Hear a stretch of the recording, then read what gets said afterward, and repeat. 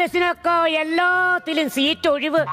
ആ സീറ്റിൽ കയറി ഇരിക്കാൻ പറ്റുക അതിലേക്ക് പോരണ്ടേ? ഏടാ, സീറ്റ് ഒഴിവുള്ള ബസ്സിൽ കയറി കഴിഞ്ഞാൽ എവിടെയെങ്കിലും നമ്മൾ ഇരിക്കട്ടെ? അപ്പൊ തന്നെ ഏതെങ്കിലും ഉടങ്കൊല്ലി അപ്പാപ്പന്മാർ അടുത്തും വന്നിരിക്കും. അതൊക്കെ ബസ്സിന്റെ മുമ്പിൽ തിരക്കിന്റെ ഇടയ്ക്ക് തിങ്ങി ഞെരിങ്ങി നിൽക്കുമ്പോ കിട്ടുന്ന ഒരു വൈബ് ഉണ്ടല്ലോ, അതൊന്നും നിനക്ക് പറഞ്ഞാൽ മനസ്സിലാവൂല. എന്തോ അപ്പം മനുഷ്യനിൽ നിന്ന് കോഴിയിലേക്ക് പരിണമിച്ചോണ്ടിരിക്കുകയാണ്.